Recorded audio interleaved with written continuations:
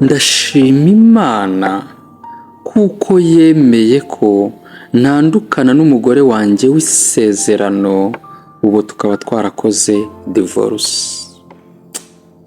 Mana ushimwe. Nishimiye ko Yesu ankunda, arankunda, Yesu arankunda. Nishimiye ko Yesu ankunda, nubwo nakwiriye. Mu bibaho byose muhore mushima kuko Imana ari byo ibashakaho muri Kristo Yesu. Urwandiko rwa mbere Pawulo yandikiye Abatesalonike, igice cya 5 umurongo wa 18, niko havuga ngo mu bibaho byose muhore mushima kuko ari byo Imana ibashakaho muri Kristo Yesu. Nanjye ndashima Imana, bwoko bw'Imana, bene data, nanjye ndashima Imana kuko yemeye ko ntandukana n'umugore wanjye nkunda w'isezerano, ubu tukaba twarahanye divorce. Ndashima Imana, ndongera gushima Imana kuko yabanye nanjye mu rubanza, mu rukiko, ikama kugendera mu ijambo ryayo. Tubona mu rwandiko rwa mbere Pawulo yandikiye Abakorino, igice cya 7 umurongo wa 15, rivuga ngo utizera nashaka gutana atane, mwene data w'umugabo cyangwa w'umugore ntaba agihambiriwe. Ndashima Imana ko atari njyewe wanze umugore wanjye, ahubwo ari we wanyanze. Ndashima Imana ko nabwiye umucamanza nkamubwira ngo njye ndi umukristo, ntago nemerewe gutana, nta nubwo nemerewe kwanga umugore, nta nubwo nemerewe gusenda umugore kuko ndi umukristo. Ariko kubwira ijambo ry'Imana rivuga ngo niba utizera nashaka gutana atane, ndamusinyira dutandukane nimba wabishaka. Ndashima Imana ko ari uko nabwiye umucamanza, maze umugore wanjye agahitamo gutandukana nanjye, amusinyira bitanturutseho. Ndashima Imana yabanye nanjye guhagarara mu ijambo ryayo, nkaba numva umutima utancira urubanza hagati yanjye n'umugore. Mwene data unkurikiye, nintekerezwe yuko umugore wanjye ntamukundaga cyangwa se nashakaga gutandukana nawe. Oya, umugore wanjye naramukundaga ndetse cyane, kandi sinashakaga gutandukana nawe. Ikindi simbivugiye gukoza isoni umugore wanjye twatandukanye, cyangwa se ngo hagire uwumureba nabi. Oya, ni mama w'abana banjye. Icyo nsabira umugore twatandukanye, Imana yamugirira ubuntu nk'ubwo yangiriye, ikamuha agakiza. Ikamuha agakiza, nicyo namusabira we, kuko agakiza karuta byose. Kandi n'ukuri naramubabariye kubw'imbabazi za Yesu. Ariko bene data, mwene data unkurikiye, uri kumva iri shimwe ryanjye, shima Imana. Birakwiriye ko umukristo wese akwiriye gukora iby'ijambo ry'Imana rimubwira. Abatesalonike, urwandiko rwa mbere Pawulo yandikiye Abatesalonike, igice cya 5 umurongo wa 18, Imana iratwigisha ngo mu bibaho byose muhore mushima, ngo kuko Imana ari byo ibashakaho muri Kristo Yesu. Birakwiriye ko tujya dukora iby'ijambo ry'Imana ritubwira. Niyo mpamvu rero nanjye niyumvishemo ko nkwiriye gukora iby'iri jambo, nkashima Imana yemeye ko ntandukana n'umugore wanjye nkunda w'isezerano, tugakora divorce, ubu tukaba byaranarangiye. Imana yo mu ijuru ishimwe. Mwene data unkurikiye, uri kumva iri shimwe ryanjye, ahari ushobora gutekereza uti Imana twakurikiye ni ingome, Imana twizeye ni ingome, Imana yemera gutandukanya abantu, umugabo n'umugore babyaranye ikabatandukanya, abana bakaba gutyo, umugore akaba gutyo, umugabo gutyo. Ahari Imana ni ingome. Oya, Imana yacu niyo kwizerwa. Imana yacu ni nziza, irera, irakiranuka. Haleluya. Iyo usomye Yobu, ugasoma Yobu igice cya mbere, wenda ugahera ku murongo igice cya mbere, Yobu bitwereka yuko iyo usomye Yobu igice cya mbere, wenda ugahera ku murongo wa mbere ukageza ku murongo wa 18, ngo Imana yemerera Satani kumunyaga no kumwicira abana. Iyi si Imana bene data, yemereye Satani. Nibyo Imana irabyemera, urumva, ariko si ibikora, bigakorwa na Satani. Ariko iba yagize gute? Yabyemeye. Nanjye yemeye ko ntandukana n'umugore wanjye. Ariko bene data, iyo usomye iyi nkuru ya Yobu afasha abizera cyane. Ni icyigisho gikomeye kijya gifasha abizera cyane, iki gitabo cya Yobu. Iyo usomye umurongo wa 20, ngo maze Yobu aherako arahaguruka, ashishimura umwitero we, arimoza, yikubita hasi, arasenga ati: navuye mu nda ya mama nambaye ubusa, nzasubira mu nda y'isi ntacyo nambaye. Uwiteka niwe wabimpaye, kandi Uwiteka niwe ubitwaye. Izina ry'Uwiteka rishimwe. Haleluya. Ndafashijwe, nanjye ndishimye. Izina ry'Uwiteka nirishimwe. Bene data, mwene data unkurikiye, ukurikiye ishimwe ryanjye ndigushima Imana. Uyu ni Yobu. Abasomyi ba Bibiliya, nimba warasomye Bibiliya, nimba uri umusomyi wa Bibiliya, muzi by'Imana yagiriye Yobu hanyuma yo kwemera yuko Satani amunyaga akamwicira n'abana. Ni mubizi abasomyi ba Bibiliya, ni muzi byabaye kuri Yobu nyuma y'iki kigeragezo.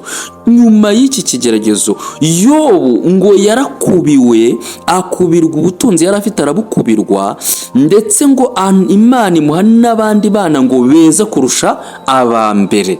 Nongeye gushima Imana, irindi shimwe shima Imana. Ndashima Imana ko ijambo ryayo yavuze mu Baroma igice cya 8 umurongo wa 28 havuga ngo kubakunda Imana ngo byose bifatanyiriza hamwe no kubazanira ibyiza. Imana yo mu ijuru ishimwe ko kubayikunda byose bifatanyiriza hamwe no kubazanira ibyiza. Ni ukuvuga ngo ubwo yemeye ko nanjye ntandukana n'umugore wanjye nkundana nayo, haleluya, bizamfatanyiriza hamwe no kunzanira ibyiza. Igibyemera ni ukuri, igibyemera nimutekereza Imana yanjye nabi, kuko Imana yanjye ndayikunda, Imana yanjye ni nziza, Imana yanjye niyo kwizerwa. Nimuyitekereze nabi kuba yaremeye ko ibyo bintu bimbaho. Kuko niyo nsomye ubutumwa bwiza uko bwanditswe na Luka, nsoma kuntu Yohana yari ari mu nzu y'imbohe, Yesu ari gukiza impumyi, ibipfamatwi, abaremaye arimo abakiza. Yohana atuma intumwa ze kujya kubaza ngo mugende mumbarize nimba ari we, nimba ari we wahanuwe, nimba ari Yesu. Kandi Yohana yari yaramubatije ahari uburoko bwari bumuriye, ari mu mubabaro. Kandi icyo gihe Yesu yari ari mu isi, yari afite ububasha bwo gukura Yohana muri gereza. Nyuma Yohana bamukase n'igihanga, bamukata umutwe. Ibyo murabizi abasomyi ba Bibiliya.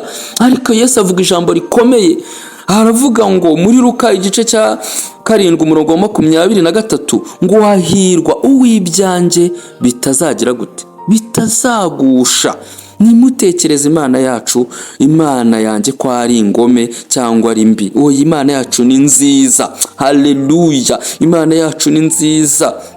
Imana yacu ni nziza.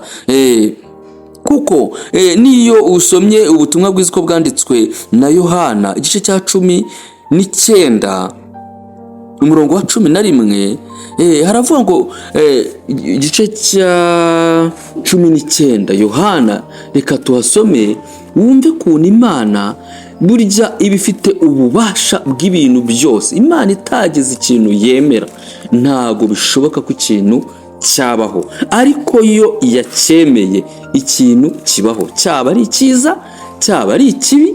Imana yo yagize gute? Yo yacyemeye ikintu kigira gute? Kibaho. Ubutumwa bwiza uko bwanditswe na Yohana igice cya 19 umurongo wa 11 ngo Yesu aramusubiza ati, niwagira ububasha bwo kugira icyo untwara utabuhawe buvuye mu ijuru. Imana ishimwe. Ntago wagira ububasha bwo kugira icyo untwara utabuhawe buva mu ijuru. Ariko natangariye gukora kw'Imana. Imana yemerera Aburahamu gusenda umuja we n'umwana babyaranye Ishimayeli. Gukora kw'Imana ntawakumenya. Iramwemerera, iramubwira ngo Aburahamu, iramubwira Aburahamu iti, we kugirira uwo muhungu agahinda n'umuja wawe, ibyo Sara akubwira byose umwumvire. Sara yamubwiraga iki?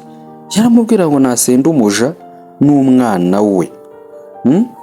Aburahamu biramubabaza, agirira umwana w'agahinda. Uko ku mwana wanjye ave mu rugo musenda ari umwana wanjye. Ariko Imana irabyemera. Ariko icyo nkundira Imana nubwo ibyemera bene data, Imana izi ibyo yibwira kutugirira. Ni amahoro si ibibi. Icyo dusabwa ni ukuyizera mu byo yemera kuducamo byose. Rero nanjye ndashima Imana ko yemereye Satani akanandukanya n'umugore wanjye w'isezerano, tukaba twarakoze divorce. Sintinya kubivuga, ngomba kuyishima kuko ijambo ry'Imana rinyemerera gushima Imana mu bibi no mu byiza. Kandi njye nabonye ko mu bibi Imana ibana nanjye, nkaba amahoro, nkarya nkahaga, nkasinzira ibitotsi byiza nk'iby'agahinja. Ndi muri icyo kigeragezo ntagiye kwiyahuza inzoga, ntagiye mu busambanyi, ntagiye mu ngeso mbi, kuko ndi kumwe na Kristo Yesu amfashe, ari kunyigisha, ari kumwe nanjye, ampaye imbaraga. Niyo mpamvu dukwiriye gushima kandi dukwiriye kuba mu ijambo ry'Imana tukajya turyumvira kugira ngo tube amahoro. Imana ikora uko ishaka. Imana yo mu ijuru ishimwe. Ikindi shimira Imana, haleluya, ndashima Imana kuko kubakunda Imana byose bifatanyiriza hamwe no kubazanira ibyiza. Haleluya, ndashima Imana rero nubwo nanjye yemeye ko ntandukana n'umugore wanjye nkunda, twasezeranye mu mategeko, tukaba twarakoze divorce, Imana ikabyemera. Ndashima Imana ubwo nkundana nayo. Kubakunda Imana, Abaroma igice cya 8 umurongo wa 28 haravuga ngo kubakunda Imana byose bifatanyiriza hamwe no kubazanira ibyiza. Ndashima Imana yankomeresheje iryo jambo ryayo. Ubu nkaba nizeye ko nyuma y'ibi hari ibyiza binteganyirijwe. Imana yo mu ijuru ishimwe, Imana yo mu ijuru yubahwe, Imana yo mu ijuru ishimwe cyane. Ikindi nshima Imana, bwoko bw'Imana, mwene data unkurikiye, ndashima Imana yamfashe muri icyo kigeragezo gikomeye cyo mu rugo rwanjye, ikamfata imyaka igera ari muri 5 nararyamana n'umugore, nariyanduza, ndindiriye ngo Imana ahari izangarurira urukundo rw'umugore wanjye, ahari izongera imushyire mu rukunkunda, ahari izabikora neza. Na n'ubu Imana ikaba ikimfashe, nkaba ntariyanduje. Ndashima izo mbaraga z'Imana zashoboje iyo myaka. Ndi umuntu w'umugabo wamenyere kuryamana n'umugore, Imana ikamfata iyo myaka yose nkaba ntariyanduje n'umukobwa cyangwa umugore. Ndindiriye icyo Imana izankorera. mumfashe dushima Imana, mumfashe tuzamurira iyo Mana, izo mbaraga z'Imana zikorera muri twebwe twizeye Kristo.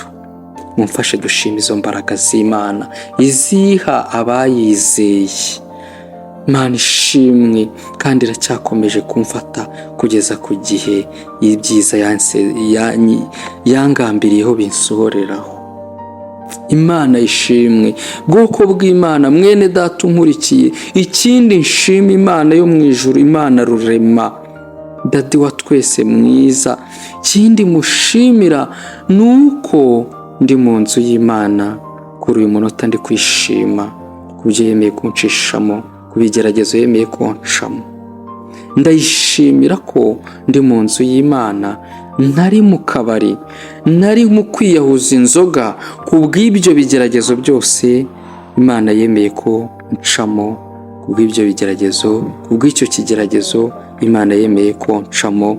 Rwose nkaba nari kwiyahuza inzoga ngo mbe ndi mu kabari, ariko ubu ndashima Imana kuko ndi mu nzu y'Imana, ndi imbere y'abera, ndi imbere y'ubwoko bwayo, namamaza ishimwe ry'iyamamagaye. Mana ushimwe, Mana isumba byose, ndagushimiye ko wabanye nanjye mu bigeragezo kandi n'ubu uracyakomeje kubana nanjye.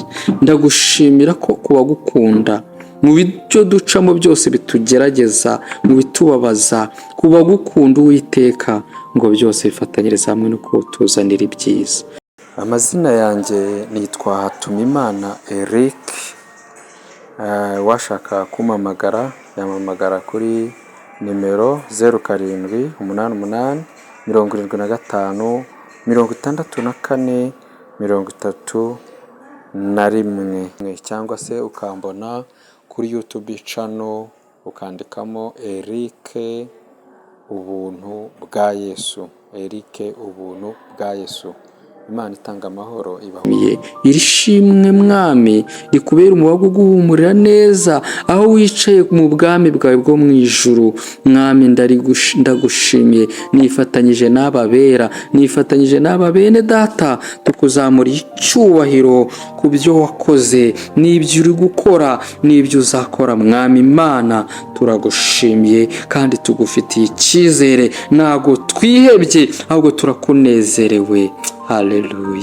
Urakoze kumva kwakira ishimwe ry'ubwoko bwawe, urakoze kwakira ishimwe ryanjye Mwami Imana. Wumve ko ngushimiye mbikuye ku mutima uburyo wabanye nanjye, urubanza rukarangira amahoro.